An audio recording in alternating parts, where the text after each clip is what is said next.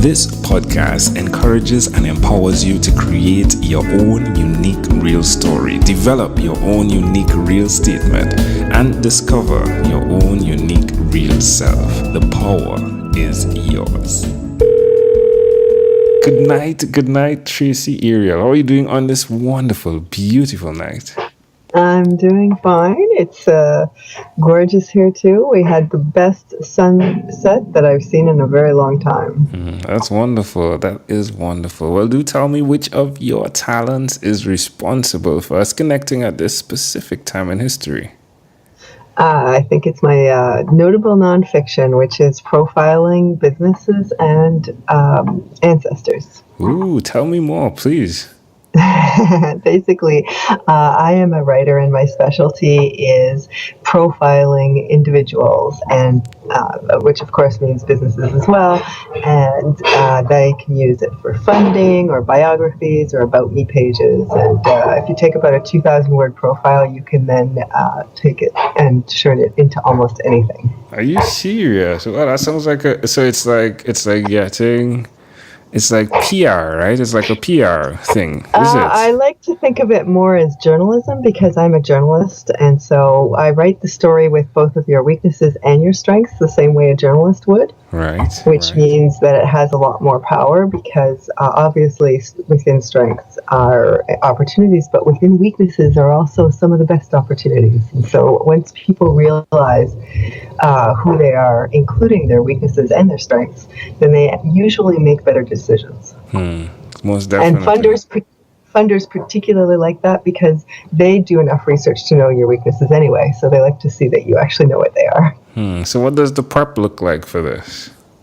Usually it's an interview, one or many interviews, on site if possible, but I have done a few of them at distance with video Skyping through an area, so you can see some of like what the books the person likes and what kind of space the person likes and all those kinds of things that give character to an individual. That's intriguing. So who did you learn that ability to cross paths, if you would, to walk in the shoes of another person?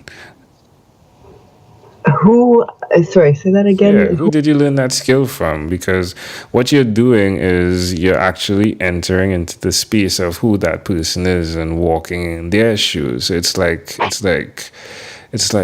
being able to transfer yourself, if you would, to what's necessary then, to adapt to the environment, to be able to then share that story. It's a grand skill. Yeah, and I think it probably came from my great-grandmother, obviously, and my grandmother and my mother through her. But my great-grandmother had the capacity of reading tea leaves to find individuals. And so there is a history of getting to know other people through intuition and spirit rather than just individuals.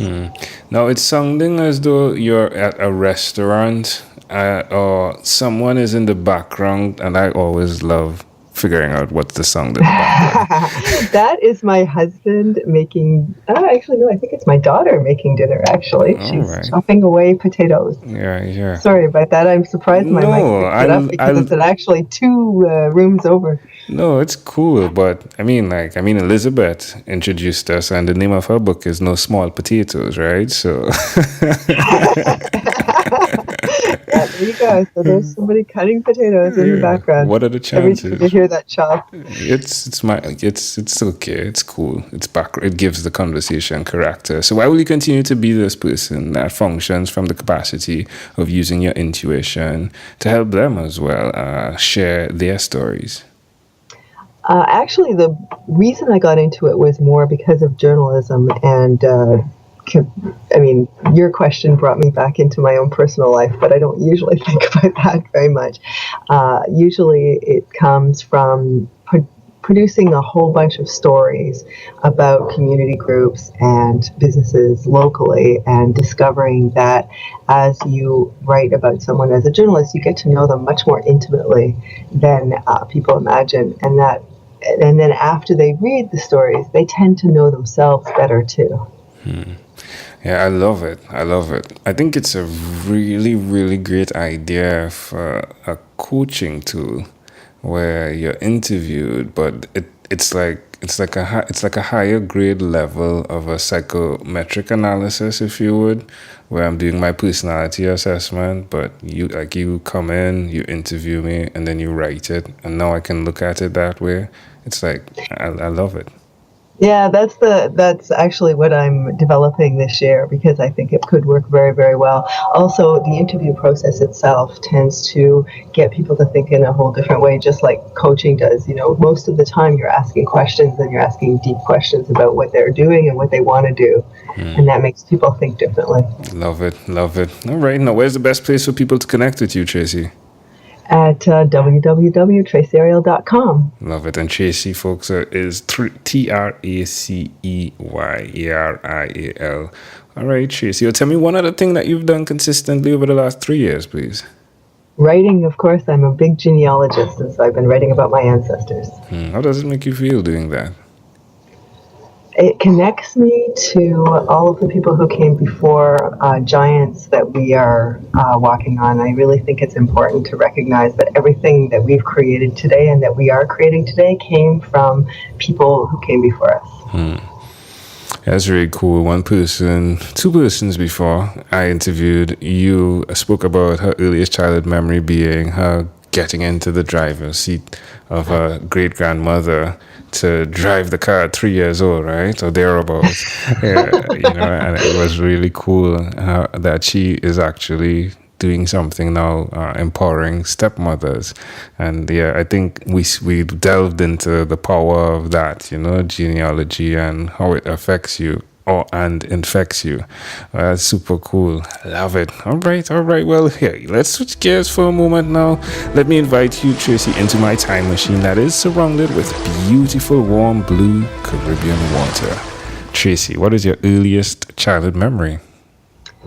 My memory, I think my earliest childhood memory is sitting on the porch with my mother, and we're just about to catch the bus to go to the library.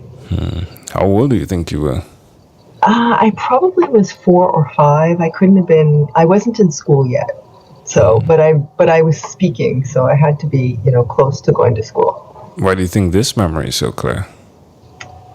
I think it's because it was summer, and you mentioned cool, calm water, and there was a chestnut tree right outside, and I think just the whole calm, peaceful environment really makes me remember just sitting there with someone I love.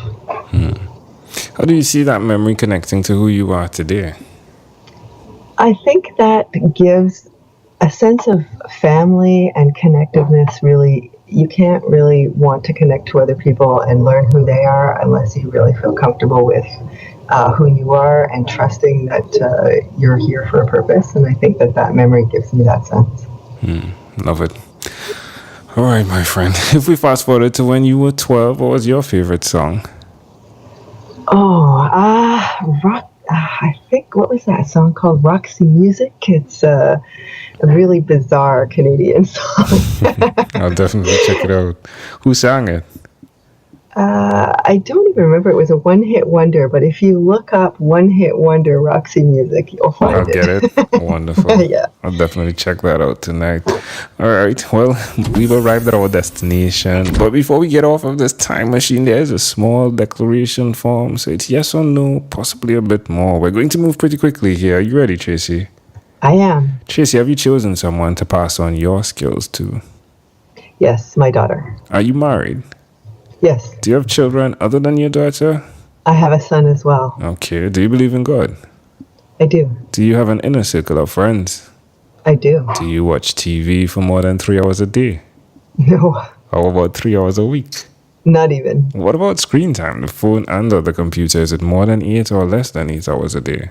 For sure, more than 8. If you, Tracey, had to share with us your own unique real statement, a statement that represents who you are, Tracey Arial, what would you say that is?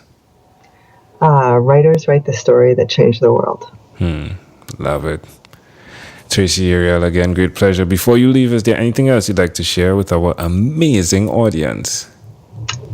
Just that go out and hug someone that you love today. I think it's really important to be connected to the people around us. I totally agree. The power of not just a conversation, but a hug goes really, really far. Love it. Tracey Arial, thank you for being on what is inspired by 12-Minute Convos with Angel Jones. Hey, thank you, Angel. It's always inspiring listening to you. You are welcome, and thank you for your kind words. This segment has been brought to you by Amazel Enterprise.